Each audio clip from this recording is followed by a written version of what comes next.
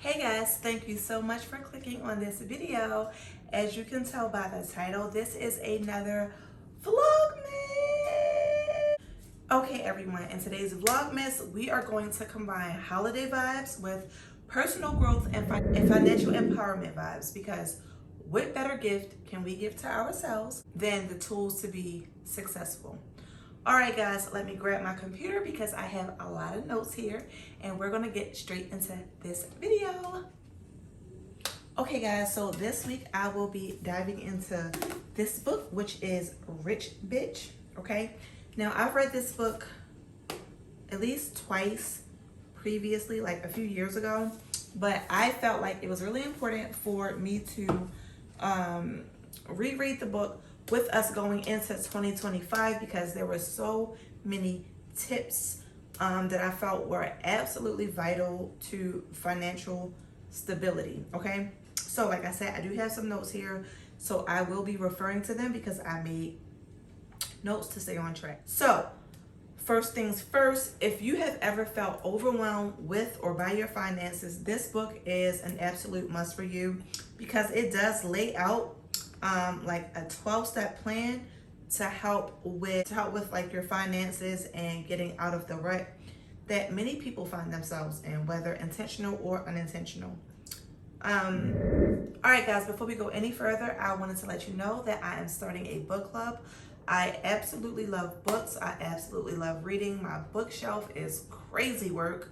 If you ever get a chance to see it, it's in my living room, like it's crazy. But the first book that we are going to be diving into is Rich Bitch. And I shared with you before, like I feel like it's absolutely imperative because we're going into a new year and financial stability is an absolute must. I would love for you to join me over on Instagram. I will put my Instagram name here. It's the Intellectual Bed. Over there, I will be going into like all of the books that we'll be going over on a monthly basis. The books that I typically choose are for like personal growth, personal development, things of that nature. We absolutely hold one another accountable.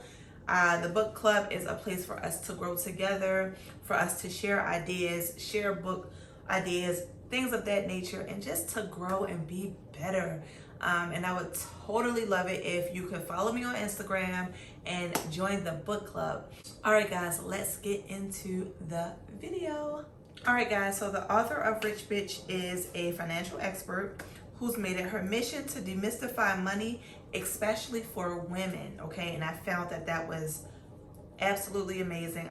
Her writing style is very straightforward with a hint of sass, and it's super relatable, right? So it's kind of like you're receiving advice from your sister. It isn't condescending, because a lot of financial advisors can be condescending in some way or another, or make you feel bad for some of the poor decisions that you've made financially. But I didn't get that at all from this book.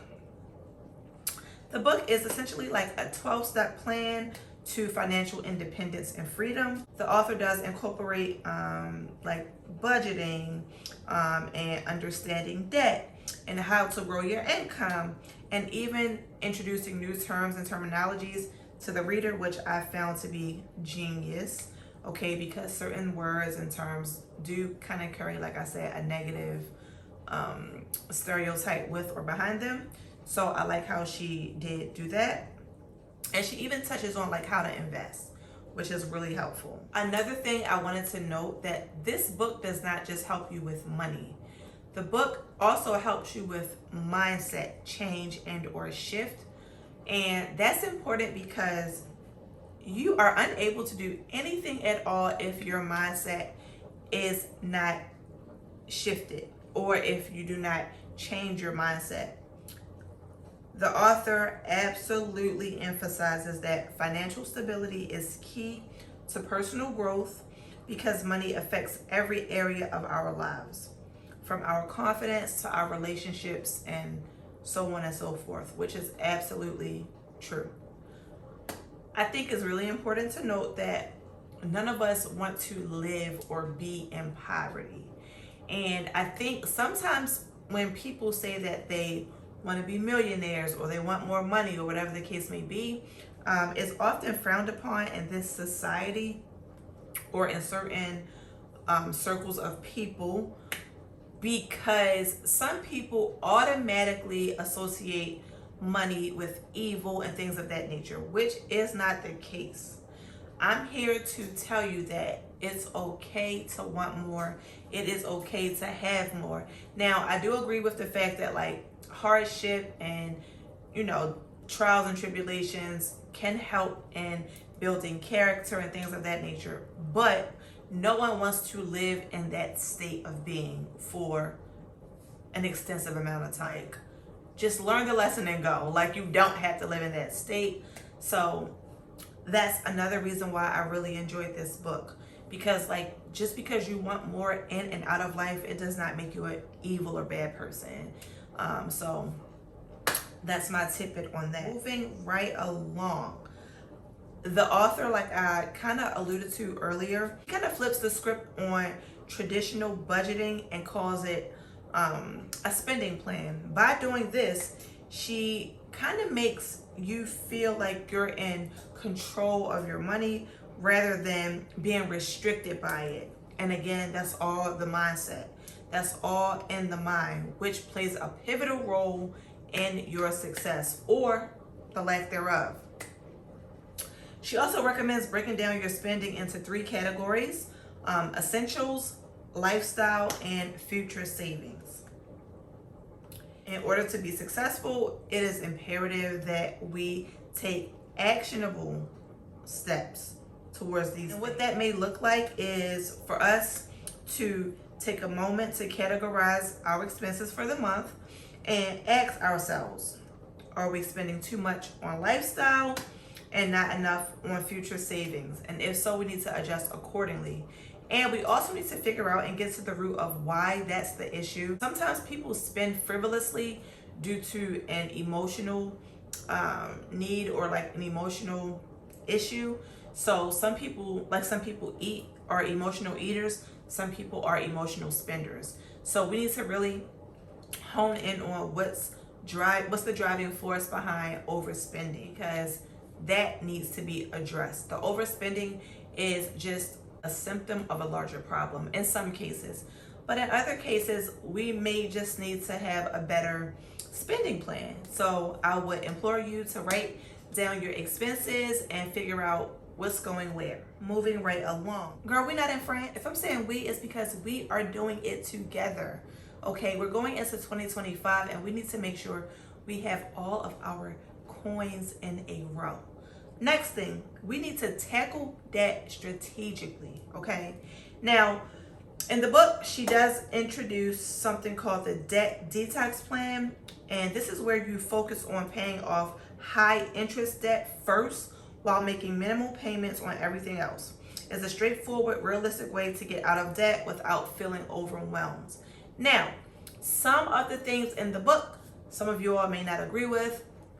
Some of the things you may agree with. I happen to like the book. I also incorporate a lot of Dave Ramsey's strategies and things of that nature because I like him as well. So take what's for you and leave what isn't, okay? Don't condemn the book or say negative things or whatever. Just take what's for you and leave what's not. And if you need to pull from other sources, other financial coaches and advisors, I would implore you to do so, because this is your financial future. Girl, it's about you, okay? It's not about anyone else. Like, take what's for you and leave what isn't. Moving right along, it is imperative that we get extra income into our homes, okay? She does touch on that, which she's a huge advocate for side hustles, and I really don't like the term hustles because it just gives off the implication that like you're trying to finesse someone out of their money or like trick people out of their money. I like the word like passion. If you have a passion or if you have a talent, just charge for your services, okay? Like, charge for the service. So she does advocate for side hustles, which is a way to grow your income. It could be freelancing, selling products, an array of things, walking dogs, whatever you're doing, charge, okay? And the people are either going to pay like they weigh or they're going to keep it pushing. God will provide your specific customer base, and if it's meant to be, it will. In order to do this though, it's really important that you just sit down. It's imperative that you have your notepad and your pen and you're taking notes. Write down something, at least one thing, one skill that you know right now, if you had to make money off of it, you could. Okay? So this could be if you're good with organizing things, if you're good with drafting documents, if you're good with dog walking, if you're good with cleaning, whatever skill you have that you can make capital from, write it down and figure out how you can go about doing so.